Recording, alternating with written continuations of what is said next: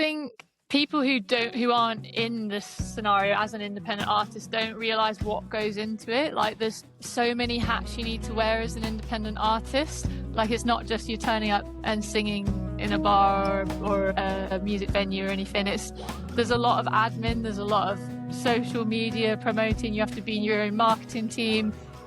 Sometimes, in cases, your own producer. I ended up going through quite a run of like difficult things in my life, and I actually nearly lost my younger brother in like quite a serious accident, and that was the real moment where it sort of hit home, like, life's too short. I've always wanted to do my music full time, and worst case scenario, if it doesn't work out, it's not like I'm going to die. I'll be able to get a job or something, and even if I'm stacking shelves or whatever, I'll be able to get another job if I really wanted to. But I just wanted to give that time. I don't want to get really old and then look back and be like, I could have been someone but I never tried. So I wanted to give this time now to just do my music full time.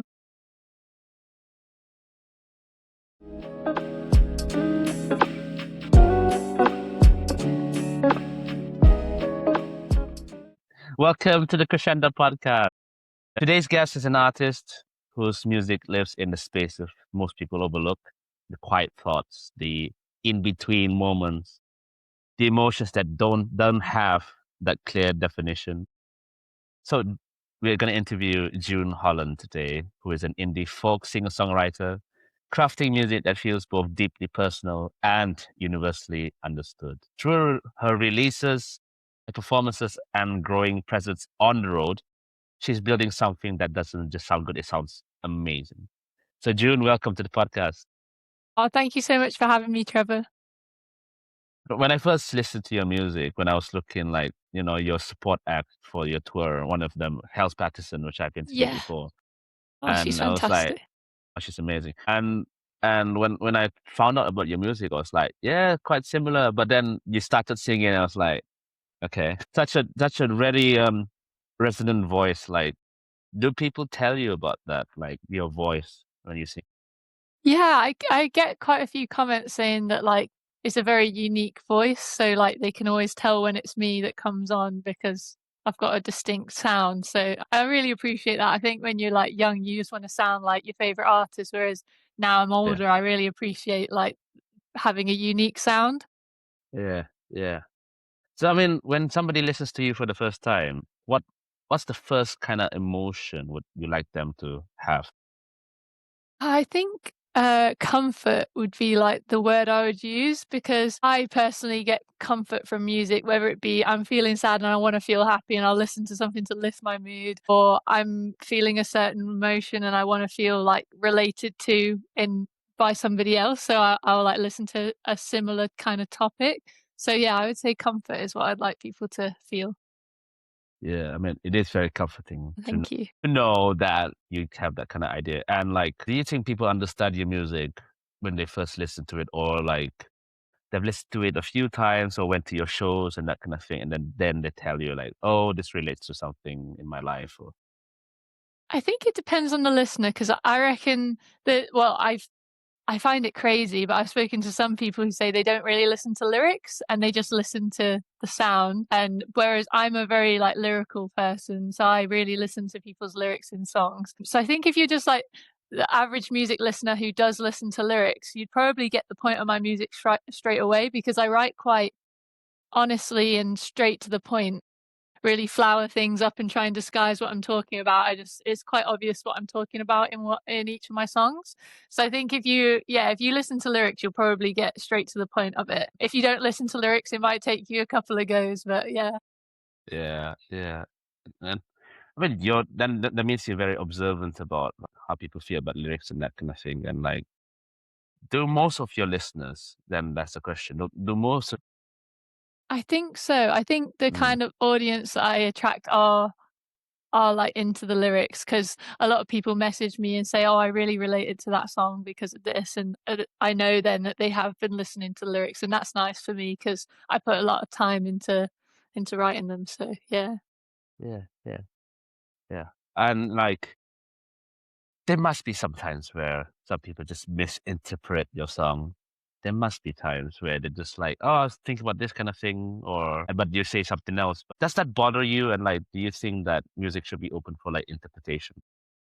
Yeah, I mean, it doesn't bother me if somebody interprets in their own way because I feel like with all art, it's just open for interpretation. You just want to create something, put it out there, and then see how people react to it. And yeah, it's up for interpretation always. But it's when I perform live, I tend to talk about my songs before I sing them just to introduce the audience to what I was feeling and the reason I wrote it. And I think that usually goes down quite well because people come to me at the end and say, "Oh, I liked how you described what that song was about," and I think it helps them to then listen more when they know what it's sort of meant to be about. But then I don't want to ever stop people from interpreting it in Sure. their own way as well. Yeah. So people would say then that you are like, you're very expressive, but are you reserved or more like expressive in things? I'd say I'm quite expressive. Um, yeah, I don't really hold back when it comes to my songwriting. Like I've sort of, yeah, just get out my Yeah. emotions and put them out there for people. And yeah, they're quite like honest and raw. So yeah, Yeah. but I feel like that's hopefully nice for people to be able to relate to it. Yeah, of course. Yeah. And you feel that's like, that's a part of your kind of like personality as a person as well. Yeah. Yeah, great. Yeah, I'm quite open and yeah, even to people that I've only met once or twice, I uh I will voice my opinions and stuff. Yeah, yeah, yeah. Like me. Yeah. That's why I like guests like you because, you know, you're gonna say things that, you're just gonna say things. Yeah, get to the And I- just get to the bones and of I'm it. and I'm fine with that. Always fine with that. Yeah, being an interviewer is hard. You have to Yeah. be open to any kind of interpretation. Yeah. I bet. Deep question next. If your music disappeared tomorrow, what do you think people would say it stood for? Oh, yeah, this is a deep one. Think hopefully like the raw honesty and like relatability of the music, but also like when it comes to sound, I'd like to hope that they think um, someone who's not afraid to go outside of a box and like explore different genres. Because I would say my music, although I sort of describe it in a certain way, because you're told by the industry to put a name on it. I definitely bring lots of elements of different styles of music in. Like I grew up listening to Northern Soul, Motown, and all that, so horns end Yeah. up in my music sometimes, and there's a lot of crossover. So yeah, bringing back that sort of like old soul in a newer like modern music. Hopefully, that's what people would think about my music as well if it was gone tomorrow. Yeah, yeah. Have you watched the movie like yesterday? The one that talk about the Beatles and like the Yeah, music just disappeared and yeah, like that would be a feeling to think about. I It know. and they don't even realize their music in another like world is like famous and that kind of thing. Yeah. No, Yeah, it's crazy. it's crazy. Do you think your music is more about answers or more questions? This is one that I think's a hard question. I think my music's probably more about answers because I'm writing like this is the score, like this is how I felt about this, and rather than like questioning things. But then I've got like the one where it is more about like questions like the what if, like you're with somebody and you sort of let them go, and what if that was the person for you. So I suppose I've got a bit of both in my like repertoire, but I would say predominantly I'm just sort of like I want my songs to be quite inspirational, and I'm like this is my feeling on this, and so it's more of an answer rather than a question, I would say. Yeah, good answer. Yeah, yeah. I mean, your songs go quite deep and like kind of answer some deep things that you have in your head, and that's Thank you. Yeah. I think a lot of people probably experience the same kind of things as well, so I wanna make yeah, a song about it. yeah. I mean, take me back to like when you were younger and that kind of thing, and like your earliest memories of music and music making and that kind of thing. Like, how was it growing up? Like, did you grow up in like a very musical family, or was music always in your life and that kind of thing? Yeah, well, music was in my life, and my dad's like a big music fan, big lover of music, so he played music all the time when I was growing up.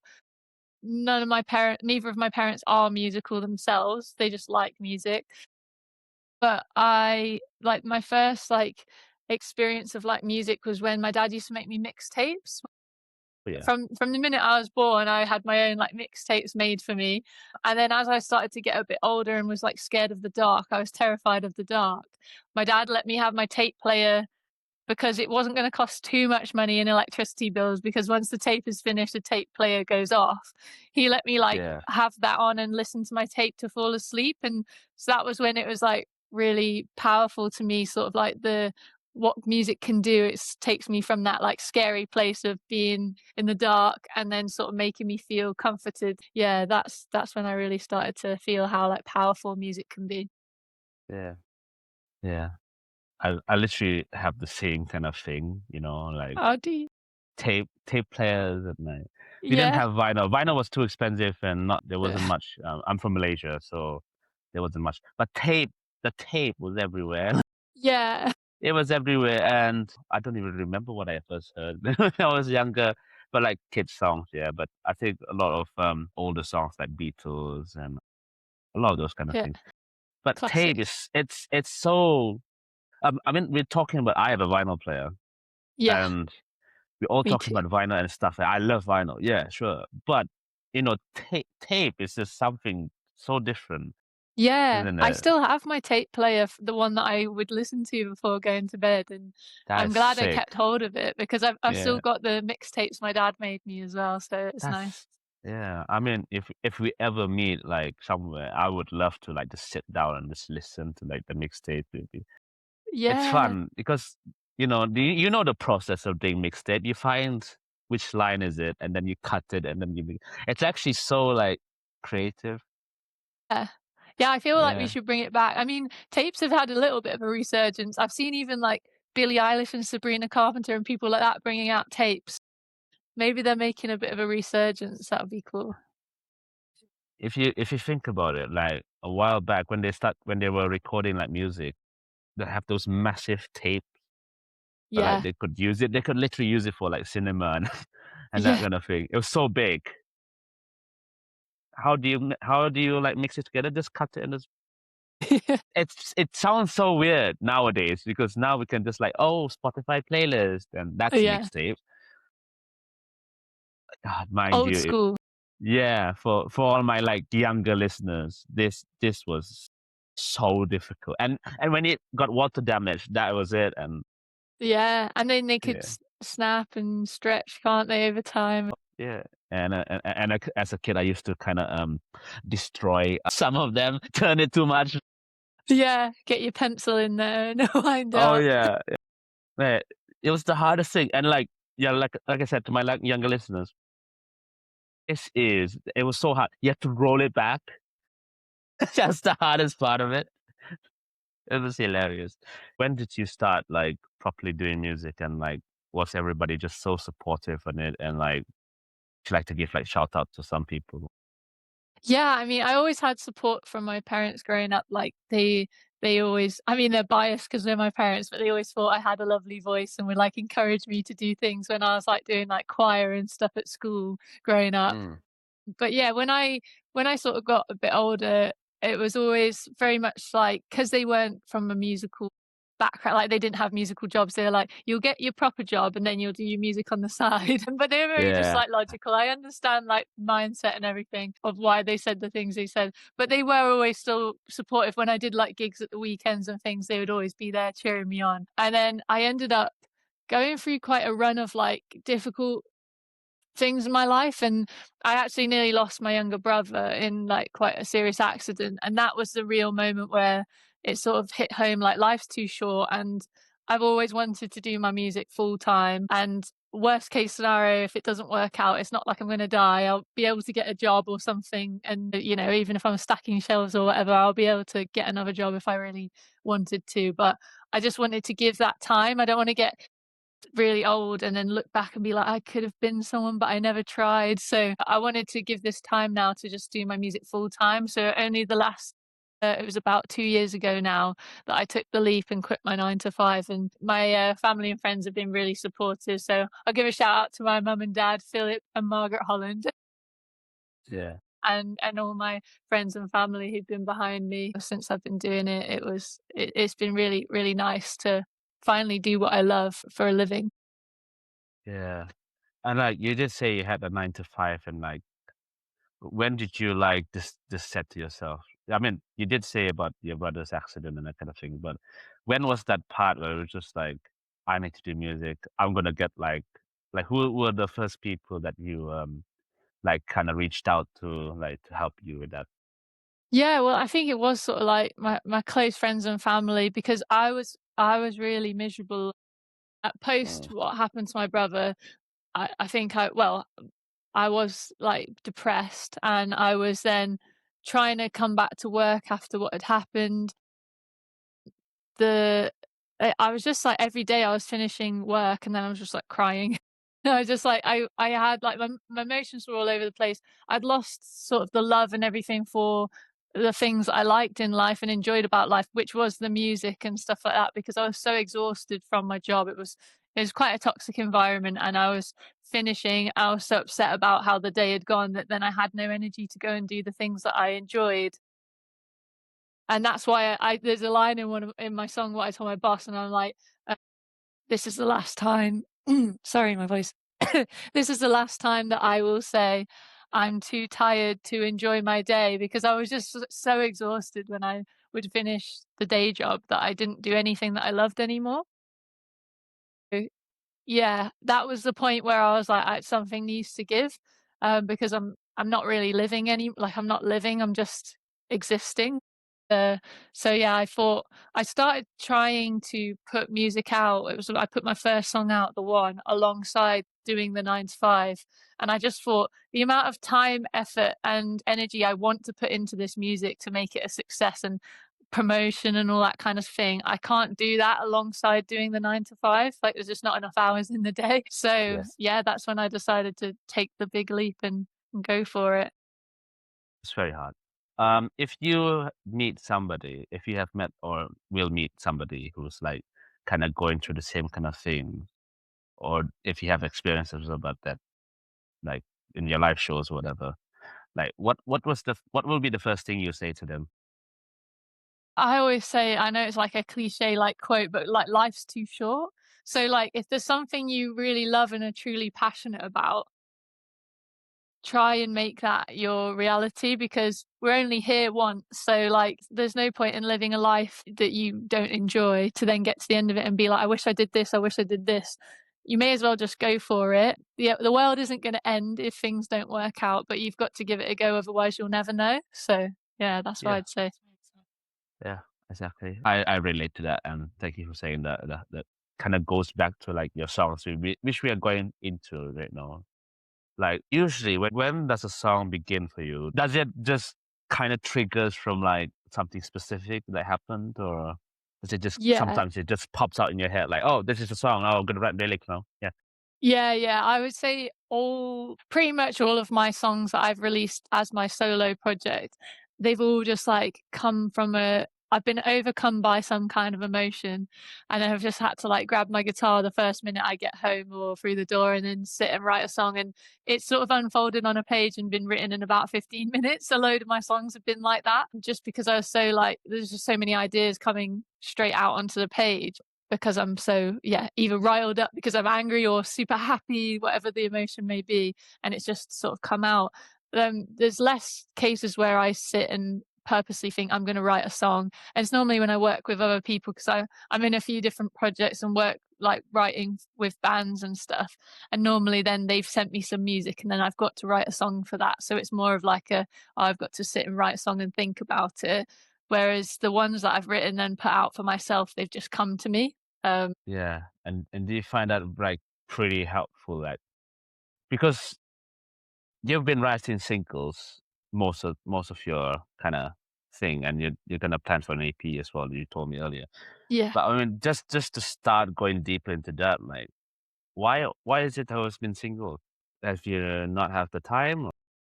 Well, so it's been a combination of things. When I first started doing it, I sort of read from like the industry and like watched videos that singles is the way to go because people don't have like the attention span. Just put out a song and then promote it for a few weeks and then get out another song rather than if you put out an album or an EP or something, people will just like not sit and listen to it in entirety. Like nowadays with like the TikTok and things like that where people are just constantly scrolling, people just want a quick hit and then on to the next thing. So I was sort of like influenced a little bit by that. Also the fact that when I first started putting out my own music, I had no idea how I was going to do it. I just knew I need to get all these songs that I've written over the years, I want to get them out there. And so I taught myself how to mix and master from Yeah. YouTube tutorials, and I had no like real background in like music production, so I had a little bit of stuff that I'd got together when I was studying at college. I knew that people used Logic to record songs, so I had bought that when I was like 17 and I was working my supermarket job. I saved up and bought Logic, so I had that on my computer and I knew that I needed that, but I didn't know how I was going to do it. So through the process of doing it, it took me so long to create each song because I was having to watch a video on how to do every little bit. So for a proper producer who knows what they're doing, they probably do it in a day, but it would take me like months to do one song. So that was a little bit as to why it came out by singles as well. So yeah. Yeah. And the struggle is real, isn't it? The struggle is real. I mean, to get Logic, like, I don't know how much is it now, but it's pretty, it's a big investment. Yeah, I think it was like £150 or something like that, around that price, which I think there's other ones that are even more expensive than that. But when I was like, that was when I was in college and I was working in a supermarket. So I just saved up all my money and then bought it and then was like, oh my gosh, I've just spent all that money. It was a lot of money at the time. Yeah, I know, but it was like one-time payment, wasn't it? Yes, that's Yeah, why it was good. nowadays, I never know mind. there's like subscriptions and everything, and yeah. It's a bit dumb, isn't it? No, it's, but and that's the most important thing about that is like perseverance and like trying to do what you want to do and like, so like, it's just songwriting more instinct or intention, more or less, or is it basically the same, like half and half? I would say like when it comes to, like I said, all my songs that I release, it's sort of instinct. It's just like these songs have come to me and I now want to put them out rather than sitting down and like intentionally writing. But like I said, I've done it both ways for like bands and stuff. I've done it more for intention, but a lot of the stuff that I've released for myself has just been instinct. Yeah. So you've written like songs for like other people as well then? Collaborations then? I've written for collaborations, yeah. So like I've worked in a couple of projects and like I'm in a band called the Good Stop Project, and sometimes I'll be singing a song that one of the other band members have written, but then other times they send me the music and I'll write the lyrics and melody. So we sort of work Yes. like that, Yeah. different ways. Yeah. Yeah. So, I mean, I asked that question because like, let me think about it.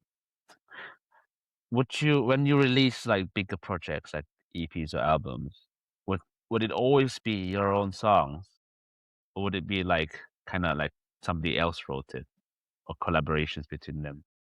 Yeah, I mean, I'm never against the idea of a collaboration. I don't think I would ever just like sing somebody else's song that I've not written myself, just because But I enjoy songwriting, so I wouldn't want to then just like I just won't bother and let somebody else do it for me. Like I always want to be involved. But yeah, I'd definitely be open to collaborating with other people because sometimes that can create great pieces of work because you've got two different brains working differently to create something. It could be really special.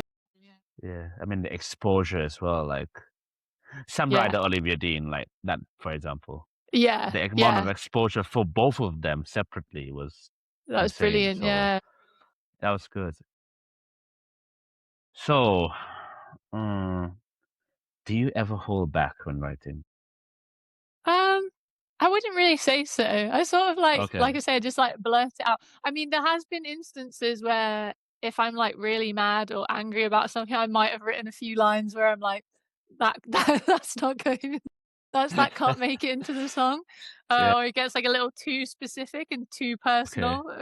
So I'm like, well, although I'm writing majority for my own like experience, if it's too specific, then I'm like, that's not going to translate to other people who are in a similar boat. Uh-huh. Because so yeah, I probably like would hold back in those instances, but Yeah. usually the majority of it just gets in there. Yeah, goes in. Yeah. Yeah. It feels that kind of way, but I mean, end of the day, indie folk is always so like complex and so like so adventurous. Like take your music for it, like House Patterson and other people as well. Like, do you think simplicity in indie folk music is harder to achieve than complexity? I don't know, because from my own perspective, I don't think my stuff is super complex. I think I'm quite simple in a way. Like the chords, so I was always like my voice was my main thing, and then I picked the guitar up to accompany myself, but it was never like my main instrument. My voice was my main instrument. So when it comes to like chords and stuff, I tend to go for quite simplistic chords for like my songs. So in that sense, I'm like, my stuff's quite simple, but then when it comes to production, I then start to like unleash and I'm like, Yeah. oh, I can add this and this and this. So like you mentioned Moldy Orange at the start, that song, that's got strings, like loads of different interweaving melody lines and like quite complex bass lines. And yeah, it's got quite a lot to it. Yeah, I mean, I think it just depends on the song, really. I think you can write simplistically, but it just depends if you want that for your overall sound at the end of the project. Yeah. Yeah. And why indie folk in the first place? Was it always been around the house, that kind of No, music? not really. Like I listen to, like I mentioned before, like soul, Yeah. Motown. Listen to a lot of jazz and blues. Yeah. Then like rock music, and so I listened to a lot of different music, and folk wasn't really like one that was like regularly listened to in the house. But I think because I play and write on my acoustic, and I've got quite a soft vocal, it just tends to lend itself to like sort of that indie folk sound. Like I think I just started writing my music and then playing it, and then people were like, you do really well doing like indie folk, or like your music sounds very indie folk already. So I just sort of like lent into it a little bit more. Sure. Yeah. Yeah. And like, did you feel comfortable, like people making that kind of not assumption, more like an opinion of theirs, and like in the end, like you just did you just say like, this is my sound, I'm gonna do it? Yeah, I mean, I would think I don't think I ever really like fit into one genre. Even still, I say that I like bring Uh, different elements in. But the being in the sort of like indie folk and folk community has opened a lot of doors for me. Like I've played at folk festivals and things like that, and sure. because I think me when I've done solo shows, it's just me and my acoustic. That goes really well with a lineup for a folk festival. And I've played and managed to support Eddie Reader, who's like, she was a big like icon for me because she's the lead singer of Fairground Attraction for anybody Yeah. who's watching who doesn't know. And like that was through going into a folk festival. So if I hadn't sort of like lent into that, I wouldn't have had those opportunities. So yeah. Yeah. Good answer. Good answer. I feel like a quiz master now. I've been watching a lot of quiz master. Never mind. Yeah. One more deep question. Do you think you have ever ruined a song by overthinking about it? I don't think I've experienced this yet. Actually, I've never ruined it. I've pulled it back from the other side, but there's been Okay. times where when it got to production, I've like Mm, well overproduced and like added okay. loads of stuff in to the point where I've like, I hate this song now. And then I had to strip it back to basics and start again. So I've come close to doing that. And I could imagine how sort of the overthinking can definitely lead to. I've got friends who write and they say that they've written like 50 different iterations of the same verse to then pick the best. And I'm like, that would mean that I would like never end up putting a song out if I did stuff like that. So yeah, I try not to overthink things too much. I go with what sort of comes naturally. Yeah, which is good because your music is, in my eyes, right? In my eyes, it's so like it's so deep and so personal and Oh, so thank like you. creative and like I said, you don't sound like any other person, which is great because Oh, that appreciate helps. that. That helps. Yeah, that means a lot. Thank you. Oh, don't worry about it. Yeah, but that's my opinion and like yeah. I mean, let's go back to like the first few releases in 2023, wasn't it? Uh, those were like fun tracks, and like you started out like properly doing music. Then like I can list some now, like the one family. What I told my boss. That's a song I want to ask a question about. Yeah. Right. Come on. Can you tell us a bit more about that? Oh, that sounds exciting. Yeah, so what I told my boss, that's probably one of my favorite. Even still now, I've like bringing out the more recent music, and and I do love that music. But what I told my boss is still a special one to me because it really like marked that change. And like I said to you, I took that big leap to leave my 9 to 5, and I actually wrote that when I was like completely enraged by like a day that had just been awful at work. And I got home and I grabbed my guitar and I like that was one where I Yeah. wrote it in like 15 minutes or 15 minutes to half an hour. It just all came straight out onto the page.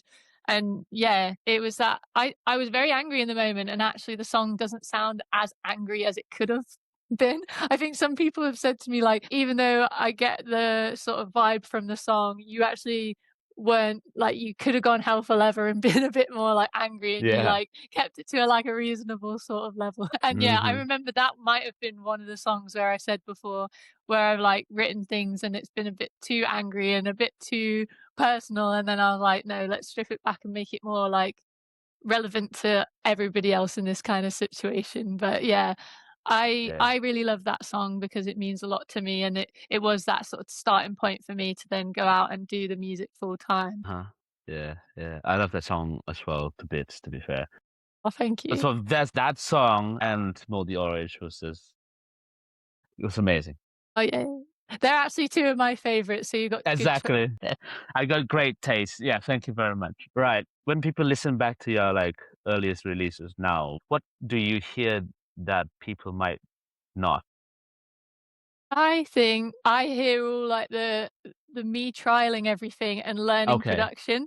Whereas Yeah. like I mean, well, other people might also hear that, but like for example, Family, I remember I tried like double tracking my lead vocal, and so you've got one pan left, one pan right, and I always hate that when I listen back to the track now. But other people say they liked that because it made it feel wide, and but I was trialing different things as a producer at that point because I hadn't had a lot of experience in it, and I was watching videos and people saying try this, try this. So I was trialing things. So I noticed those kind of things from the earlier recordings where other people might not because they weren't there with me like doing all the production Yeah. and stuff. Yeah. Yeah. And like you say that and like if you could release or re-release one of that earlier songs right now, Yeah. what would you change and what you leave as it is? I think like, well, I just mentioned the family one. I would definitely Yeah, would yeah. double track those vocals. But like, yeah, there's certain elements of the production that I think I've learned a lot since when I did those songs. So I'd probably change a lot in terms of the production. I mean, one thing that I always wanted to do throughout, but I just didn't have the capabilities of doing it, was have like live drums on all the recordings. And now Yeah. I've had this opportunity to do the EP work and go into a proper studio and have real drums. You can hear such a big difference. Like when you listen to Moldy Orange, that's got real drums on it. And then when you listen to some of the older stuff, that's MIDI drums. And like that's something that I just didn't have the capabilities to do at the time. And I just worked with what I had. But I'd love to Yeah. have everything on real instruments if I was to redo any of the older songs. Yeah. Uh-huh. Yeah. We'll come to like EP stuff like later on and Yeah. like that's exciting as well. Yeah. Yeah, that's exciting. I mean, so what would you say would be like other than what I told my boss and whatnot? What was one of the key breakthrough like tracks that you made and like could you talk about it a bit more? Yeah. I mean, yeah, what I told my boss obviously was already touched on. That was a big one for me. But I would say even more recently, like Moldy Orange probably is a breakthrough one for me. I feel like it's getting a lot of good feedback and like a lot of people saying they can relate to it, and it feels like a bit of a breakthrough moment for me with that song. So and like I said, a lot more has gone into the production. I've gone into a proper recording studio, which I was only able to do thanks to all of the wonderful people who've helped me with a GoFundMe page that I did to raise some money to go into a proper studio. So thank you to all those people if anyone's watching. Yeah, I would say like there's a lot more that's gone into this new stuff, and so it feels like a bit of a breakthrough for me. Great. Because I mean, tell about like the GoFundMe, like why in the first place? I know it's so difficult to get like funding from like anybody nowadays. Yeah, Anybody. That page really helped a lot in like telling your story, one thing, and like yeah. reaching out to more like people, investors, sort of kind of thing. But yeah, like when did you like make the decision to do that? And what are those kind of long-term impacts that it has helped with?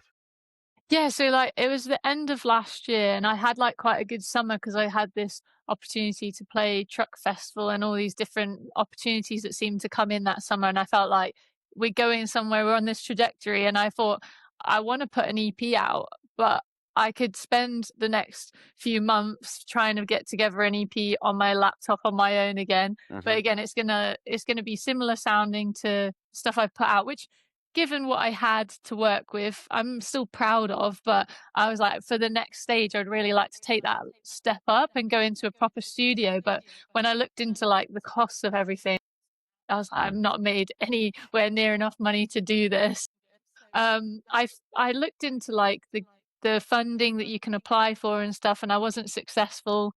And then I was like, well, how can I still make this happen? And I saw like some people had done like GoFundMe and things for their EPs and albums, and I thought, what have I got to lose? I can try. I had very low expectations in the sense that I didn't want to expect that people are going to flood in and give me loads of money because it's quite a big ask, especially in the sort of climate we're in at the moment. And people don't have a lot of money. So for them to then want to put towards my dream, it felt like a really big deal. But I put together the GoFundMe, and I was so overwhelmed with everybody's like response. It was lovely to have people really get behind me and support me.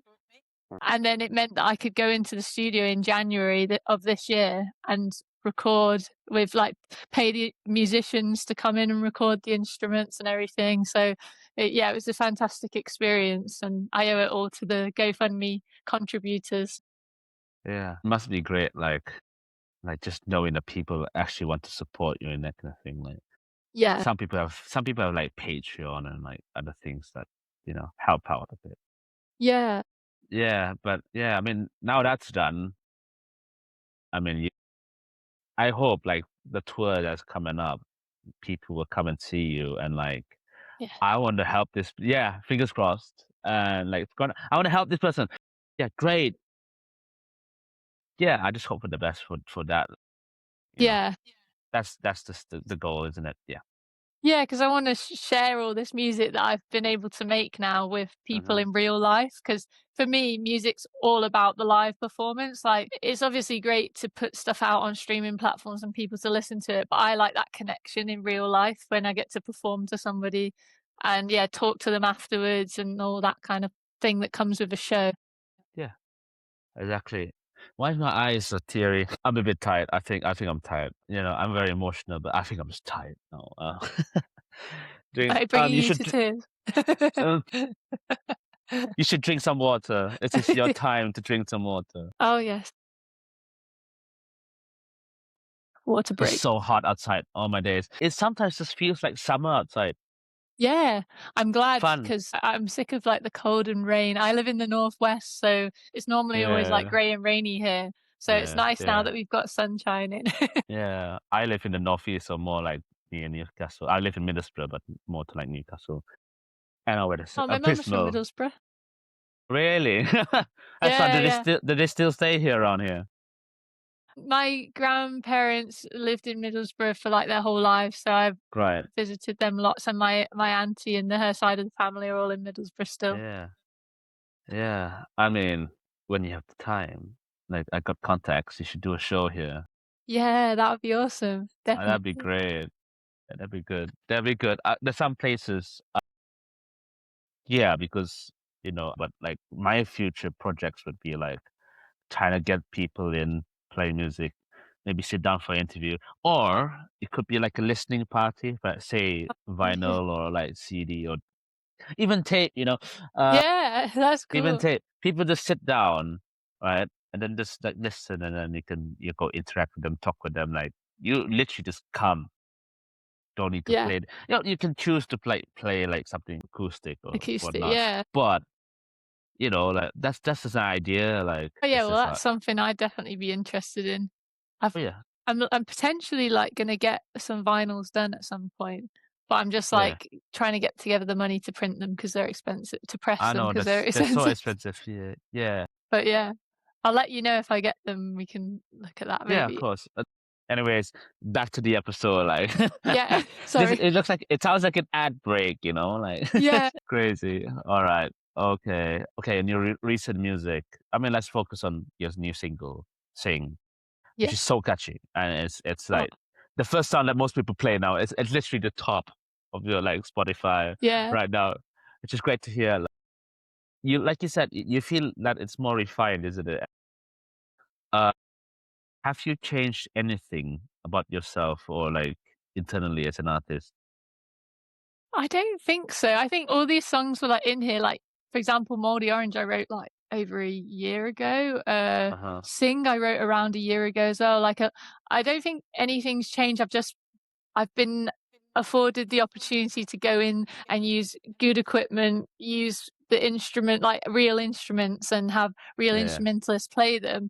It, I sort of knew I could do it if I had those materials at my disposal, but like I just didn't have them then, and now I do. So I'm Mm. glad to see that that's then translated into how I had imagined the sound could go if I had Yeah. that opportunity. So yeah, like Sing's got loads of horns on it, and I managed to.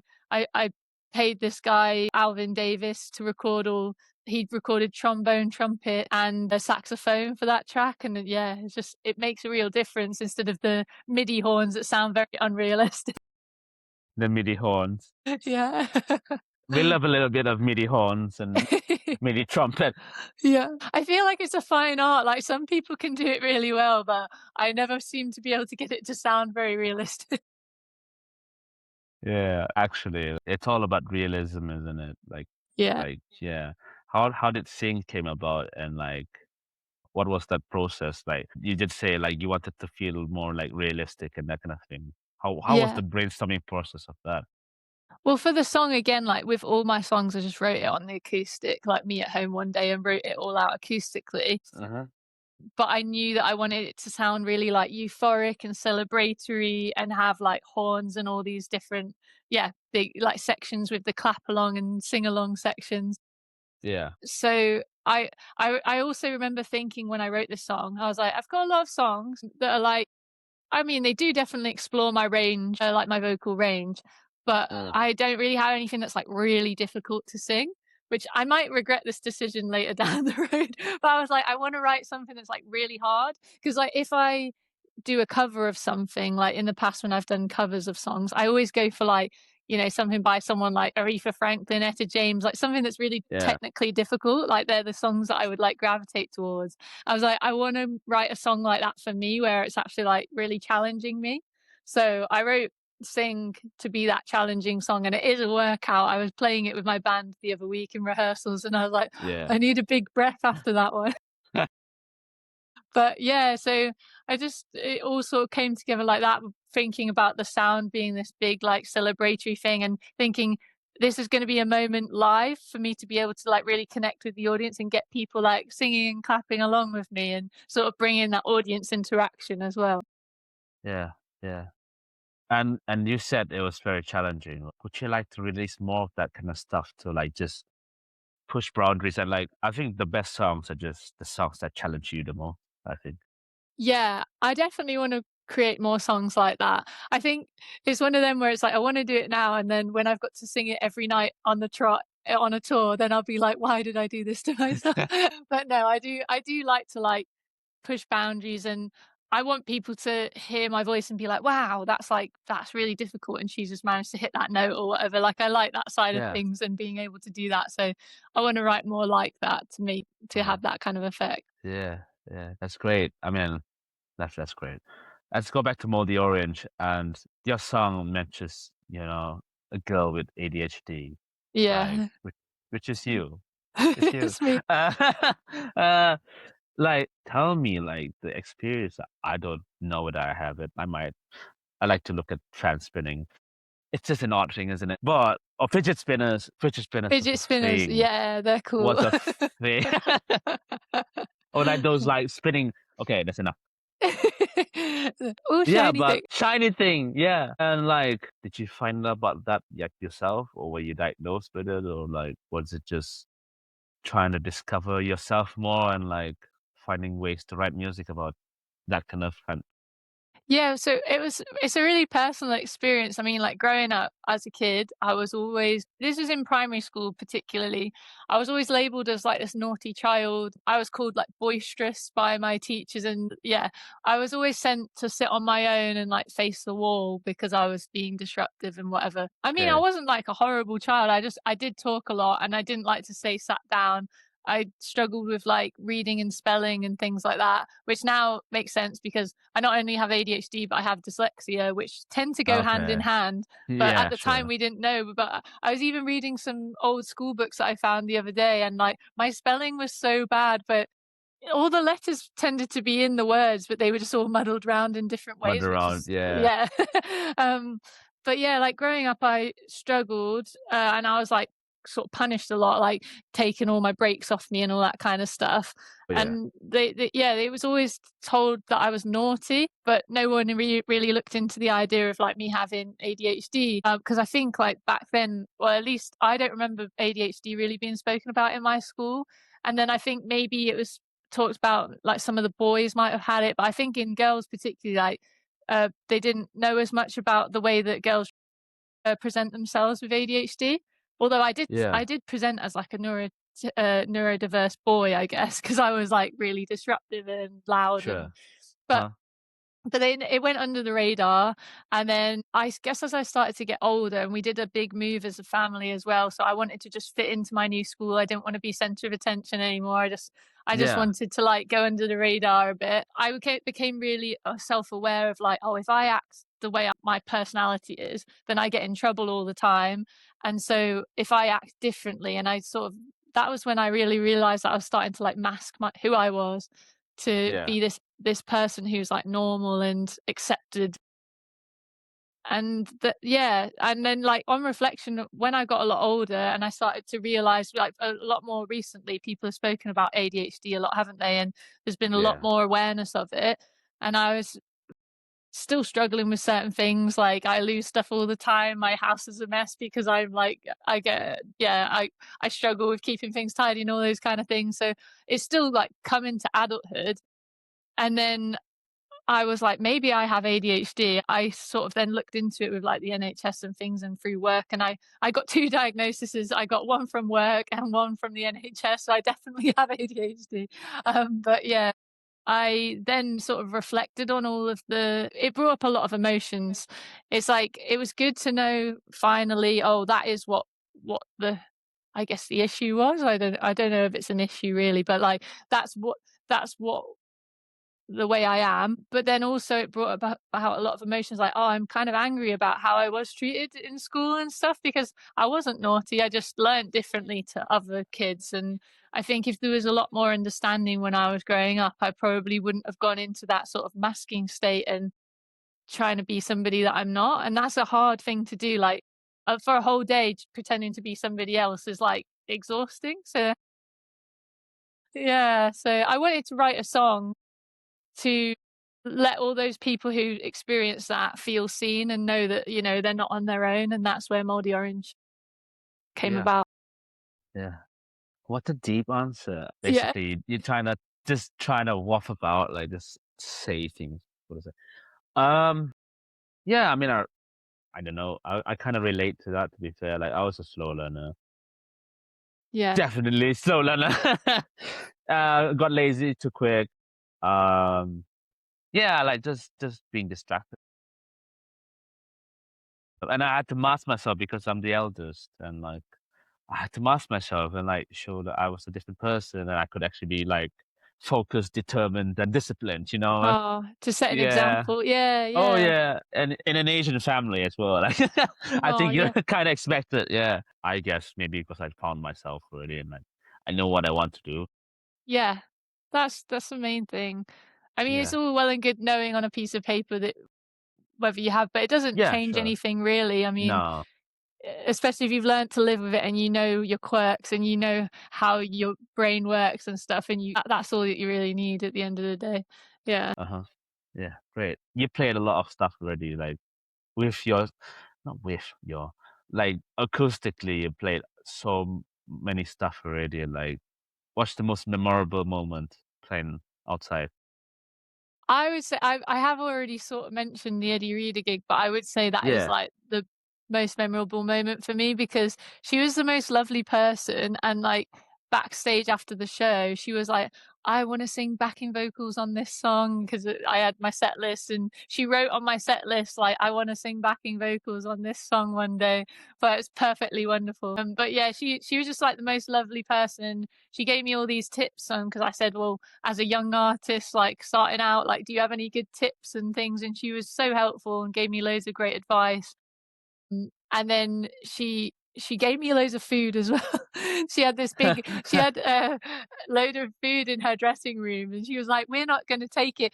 You can tell she's a mum. She was like, Yeah. take this," and Take it. Take. and Yeah. yeah, and then like the next day after the gig, I had like this lovely picnic in the sun with all the food that Eddie Reader had given me, which was such a cool like experience. So yeah, and that really Yeah. felt like a big step in my career as well. It was like it was the first big show that I'd done since I'd come back out and started doing my music full time. And it was like to like a room of about 300 people, but that was like quite a big show. So yeah, it Yeah. was a really special moment. Yeah. I mean, that's the world of like support, supporting like other artists is just you just don't expect well, not expect. You don't really expect people to like be there when you're playing and like if you have a whole crowd there already just wanting to listen to your music, that's actually crazy, you know? It was Yeah. wonderful. Everyone got there early and because it was like a seated event, I think everyone was sort of encouraged to get there for the whole night. Yeah, I Uh-huh. got a lot of fans that day as well. Like, a lot of people have followed me since that show, so it's been really nice. Yeah. Yeah. I mean that's great. And now you have your own headline shows coming up. That's Yeah. so exciting. I need to see my schedule, but I really want to come to the Oh, it'd be Newcastle lovely show in to the see. clinic. Yeah, Yeah. of course. I mean, yeah, because I love going to listen to music live. So yeah, that's why I ask a lot of questions about live performance and that kind of thing. And now it's gonna be so different playing with a band now. You're gonna play with a band, isn't it? The whole shenanigan. Yeah, well, for the tour, Newcastle and London are like more stripped back. They're just me and my Okay. guitarist. But for the Yeah, Manchester sure. show, it's like full band because my bassist just had a Yeah. baby like a month ago, so he's like Okay. not able to like go all the destinations at the moment. But Uh-huh. Uh-huh. yeah, so for the like hometown show, it'll be full band. But then I'm bringing my guitarist to Newcastle and London. So we've done like it's been really fun because we've been rehearsing with the band and doing the full band versions of the songs, and then we've had separate rehearsals for me and my Mm, guitarist to do the more like acousticy, stripped back versions, like different arrangements. So it's been good fun. Yeah. yeah, yeah. And like, I mean, this is just a suggestion, like you should record that with the band when the band plays. Oh, well, you can record both, like when the band Yeah. plays and when not the band plays, so you can kind of see like the difference and like experiment with things in the future. Yeah, definitely. Yeah, we'll try and get as many clips from the gig as we can. Because the Yes. band who are performing with me on stage at Manchester are they're the instrumentalists who were live in the studio with me for the recording of Hmm. the EP. So it's Yeah, nice to have them on the stage with me. yeah. But it's always nice to like have you and the guitarist playing. Are you both playing at the same time as well? That kind of thing. Yeah, there'll be a bit of a Yeah, mixture of yeah. different setups, but Okay. yeah, we'll Yeah, definitely yeah, be playing together on a yeah. few. I mean, I'm gonna pull like Hals Patterson back into the frame as well. She does that all the time. You Yes, know, yeah. Yeah. That's So why it made so much sense to have her support. I mean, I've loved her music since the first time I saw her. I saw her at United in Music Festival in Newcastle, uh, uh, and I thought she was fantastic. And yeah, her and her partner, who plays guitar with her, yes. like they just fantastic. So as soon as I knew I was coming to Newcastle for the tour, I was like, I want to ask Hells definitely. So yeah, I'm really glad Yeah. she's going to be a Yeah. part of the show. Yeah. And also Charlie, to be fair, Charlie Floyd. Yeah, She is great. Like I've been to one of the student kind of led gigs here, and I went to watch him, and I was like, you sound, you know, amazing. Like he's so good. Yeah, he's so and good. And his songs are so catchy. Like I listen to his songs every time he brings out a new song, and then I've got it in my head for like days. Like I'll be like singing it around the Yeah, house. Like yeah, he's yeah. got Of course. something really special. Yeah, Yeah, definitely. yeah, yeah, yeah. And like I was pleasantly surprised when I first listened. Well, I listened to it, but I was pleasantly surprised. Like, and I think with that show coming up, I think it's just gonna fit so wonderfully with your music, and like it's gonna be crazy. That's why I wanna Yeah, come. yeah. You have to make it down. I forgot to ask you about it. She's Always a Woman by Billy Joel, I think. Yeah, Yeah, you made a cover of that. Like, why make a cover of that?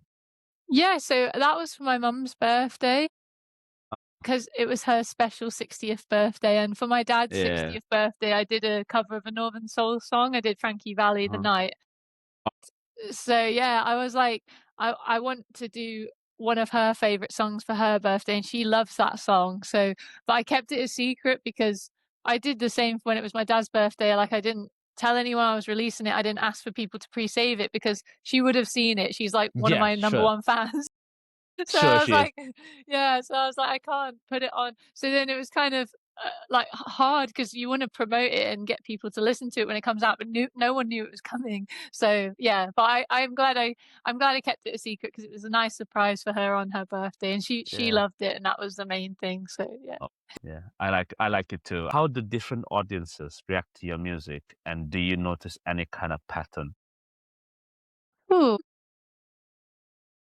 I always get in my head actually with certain audiences based on age range when I do the song about ADHD, just because I think ADHD is much more understood in the younger generation now because it's become like a big thing. I sometimes get this worrying feeling that if there's a room full of more mature people, they'll be like, ADHD doesn't exist, like everyone's got ADHD nowadays. Because some people do have that mindset. And I always get Yeah. really nervous when I start playing that song. I've only played it a handful of times since it's come out, but every time I've been very in my head, like, oh, it's not going to go down well based on the crowd. But I've always been pleasantly surprised because every time I've come off stage, loads of people have come up to me, including some of the older people, saying, "Oh, like I got a late diagnosis, or I've got a niece or nephew, or somebody in the family's got ADHD, and that would really resonate with them." I need to get out of my own head, I think, for those like live shows because Yeah. actually people are really receptive to it and people really connect to that song.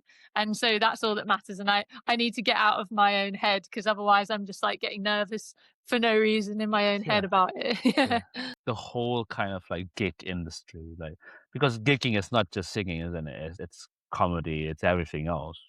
Yeah. And like, yeah, I mean, you have to be so open to like kind of adapting, I guess. I know you would like the song to be like always your own thing, but sometimes when you're trying to adapt your situation to other people, like it must be a challenge. Yeah, because sometimes I'm in a show and you can just get the vibe off the crowd, like, oh, they're not gonna want to hear a load of slow songs. So you might start like changing your set like mid set to try and put some of the more upbeat ones. It just you do have to adapt definitely based on like what kind of crowd you've got in on the night. Yeah, good. And like, I mean, leading to that, has performing a song live ever changed what it means to you? Yeah, I mean, as I mentioned to you before, I nearly lost my brother. Yes. But I did a performance at Truck Festival, which was a really big performance for me because I was performing on the main stage and Uh, I could bring somebody along with me. And I brought my brother. And when I sang Family and I sang the line, "My brother, he will always be my best friend, he was there in the crowd. And that was like a really, I mean, I already liked that song. Obviously, it's come from like a place of family and love and that kind of thing. But it was really special to know, like, to sort of reflect and be like, there was a point where he might not have been able to be in this scenario with me right now, and then the fact that he's come through it and he's now stood in the field and I'm performing on the main stage of this festival singing that song was like, yeah, it was just a really beautiful moment. So that changed that song for me. It made it even more like special. Yeah. Yeah. You should write more songs about your family. Yeah. Good songs about like good times, and Yeah. that'd be fun. Get to like, yeah, you talked about finding money to record stuff and like being an independent artist. What's the biggest misconception about being an indie artist right now? I think people who aren't in this scenario as an independent artist don't realize what goes into it. Like there's so many hats you need to wear as an independent artist. Like it's not just you turning up and singing in a bar or anything. There's a lot of admin, there's a lot of social media promoting, you have to be in your own marketing team. You're sometimes in cases your own producer. Everything's so expensive as well to do. Obviously I managed to raise that money, which was incredible, but there's no way without that help that I would have been able to do that and go into the studio. Sure. So yeah, it's a sort of a vicious cycle really, because independent artists, especially ones who are starting out, earn a very low amount of money, but then in order to get the kind of high quality recordings that the crowd and audience want from you, you have to spend an awful lot of money which you don't have. Yeah. It's that's one of the really big difficult things about being an independent artist, I would say, because you don't have that backing like what a label might provide to someone. You don't have all that money behind you. So yeah. Yeah. I mean, that's the biggest struggle, isn't it? And like, I Yeah. mean, let's talk about social media for a sec. Like, it's one of the most important things to do right now. And like, you do a lot of that kind of like talking head kind of thing, like with a title, and then you either say something, talk about something, or think about something. Like Yeah. how do you churn out those kind of ideas? Yeah, I actually, a lot of people ask me about social media because they always say, "Oh, I see you on it all the time, so Yeah. you must love it, or you're good at it, or whatever." I hate social media, like it only because it takes away so much of my time that then takes away from doing the actual part of the reason I do this, which is for the music. But like you said, you sort of have to be on it nowadays in this day and age. Like you have to be present, and if you go off social media for a couple of weeks, people will forget about you and there's all that kind of thing. So I just feel like I have to, because I've decided to do this and go for it, I need to be putting 1,000,000% effort in like every day to try and do the best that I can to make this a reality and work for me. So if there's if I'm not putting out the social media content, there's 10 other people that are then ahead of me in the sort of race Sure. to becoming the next biggest artist or whatever. So I sort of feel like I need to make the time for it to be present. But sometimes some weeks it's hard to think of what to post, and then other weeks you've got like millions of things to post because there's loads of announcements to do, you're going on tour, you've got radio playing, all these things, and then you're like trying to find time in the day to post all the things that you want to post before they become like too far gone and irrelevant. So it's a bit of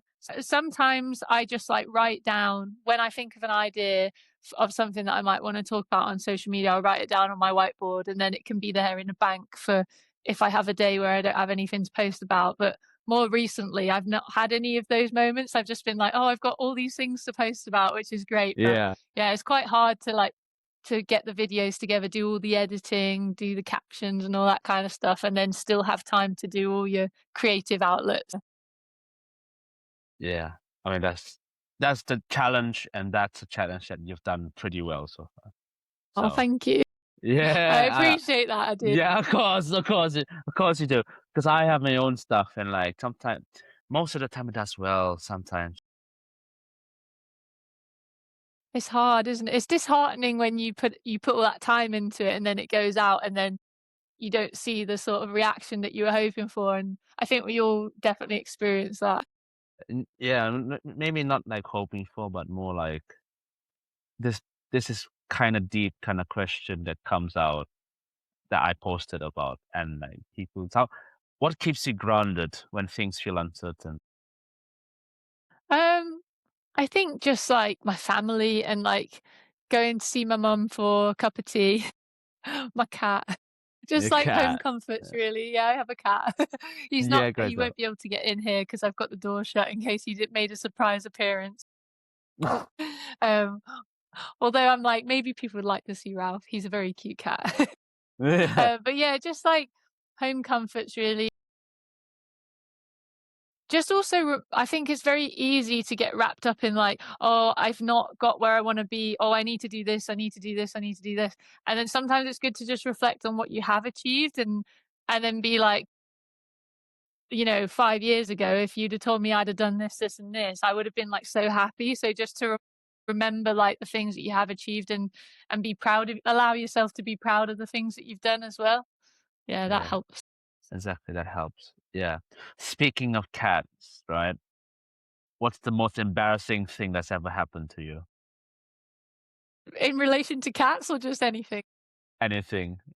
Okay. Well, actually my trousers, my jeans ripped on stage once when I was like live performing down the side, but still embarrassing. I was like bending down to pick up my set list and I had like those jeans that have like a big zip down the side and the zip just Uh-huh. went and then I had to like run off stage. And I had a headband in and I had to like tie it around my waist and a lady from the bar was trying to find, like the bobby pin, not bobby pins, what are they called? No. Like the just the pins that like I can't remember what Yeah. they're called. I don't know what to call But it. she was Yeah. trying to find some from people so that we could like pin my trousers together. And the show went on. The show must go on, so I went back on stage and did the show. But yeah, that was quite embarrassing. That's that's funny. Talk about the future now. You're coming to the EP, the next EP coming out. That's great. I've done a little post about the physical CDs that I've got, which is the EP. So you might have seen like I, some little things on my I have. Instagram. Yeah, but it wasn't clear. So Oh yeah, yeah. yeah, Yeah. So it's coming out on the 22nd of May. So very soon and just literally off the back of the run of tours because I have Newcastle on the 15th at the Globe, London at 21 Soho on the 19th, and then first at Gulliver's in Manchester. So then literally at midnight on the Manchester show, technically, if people wait up till midnight, they can get the physical EP. Sorry, the streaming the EP. But streaming EP. if you're at Yeah, if you're at the tour, you can get the physical version, which I would say is better anyway. So you can yeah, get that before it's officially released on streaming platforms. You can get it at the tour date. So yeah, I'm yeah, really excited because I've never done like a big, like you said before, I've just done singles. So I've never done a yeah, bigger body of work. So it'd be nice to release something where hopefully people will listen and follow the story of the EP all the way through. Yeah, I'm yeah, excited to yeah. hear what people think. So are you selling it in all your tours or just the Manchester tour? All of them. So I'm gonna have it in Newcastle and London and Manchester. Yeah, I did all like the artwork and stuff myself as well. So up Yeah, until now, it's been going like working hard on like different things, like trying to get the booklets done for the CDs and like the artwork, the front page and all that, the and then get book it. clips. Yeah. So it's So cool. it's exciting to now see it in real physical form and have it in Yeah, my hand. yeah, Actually, I have one over there. yeah. I have one over there. I think. Can you show it? Can you show it to me? I will cut it. Yeah. I will cut it. Because I'm not gonna. Ooh, I can't see. I'll look at it later on. But that's the Yeah. sun. That's the sun. Yeah. And from the so basically, it's literally like this similar image to like the one on Sing, I think, wasn't it? Sing or Yeah. So yeah, actually, Moldy Orange and Moldy on Sing. red. Is it a combination of both?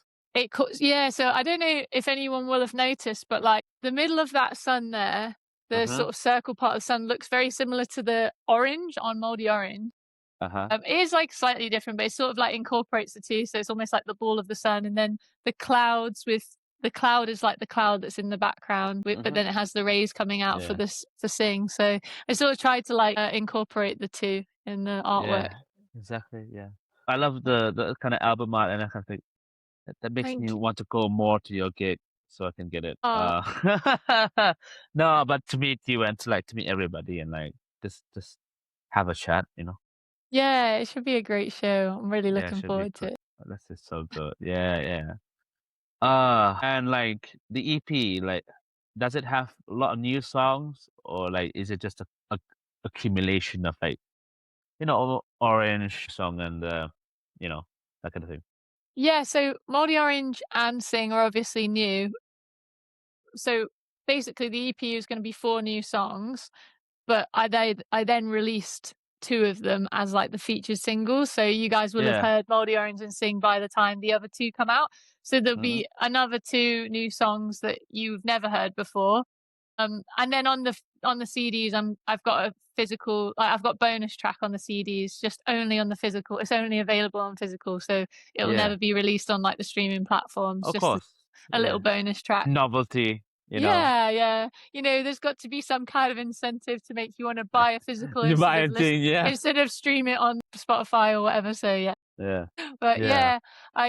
yeah, so there'll be 4 total new songs, including the 2 featured ones that I've already released. So Moldy Orange Sing and then 2 new ones. Yeah. Uh-huh. Uh-huh. And yeah, I mean that's exciting. I mean Yeah. that's so exciting. I think it's time for a water break. Yeah, water break. So EP is coming out 22nd May, right? And have you thought about like releasing a full blown like album and have a tour with it? I would like to do an album next. Like now that I've done the EP, I feel like the next logical step would go to an album. I've got like a Uh-huh. few songs that I've written that are like they weren't on the EP, but I haven't released them yet.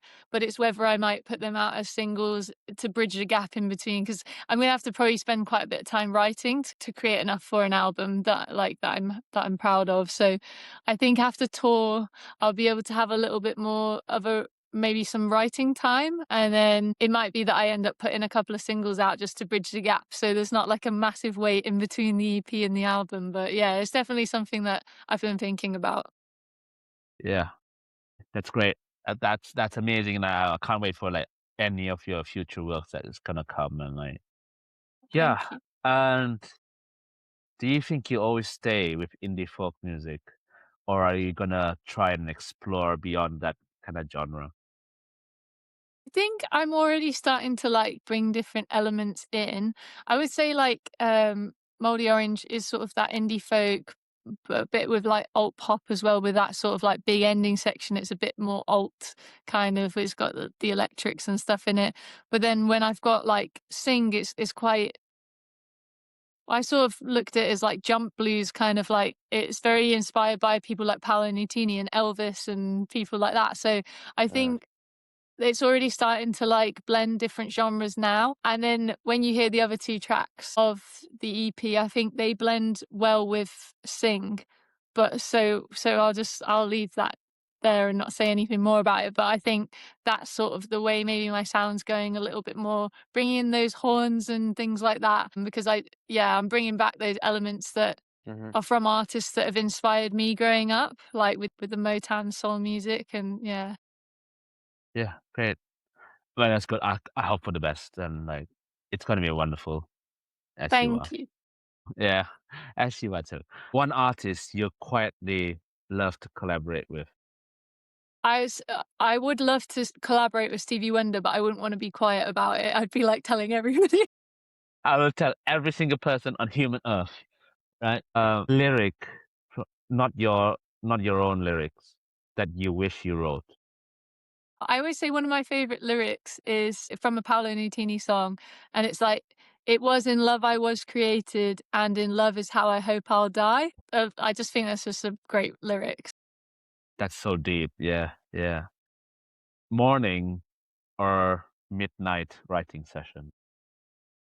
Midnight, probably. I feel like most Okay, people will end up saying that. In the morning, I need coffee, and I take a while to like come round. come round. Yeah, great. Uh, Small intimate venue or a big stage. I haven't done loads of big stages yet. Hopefully, they're to come.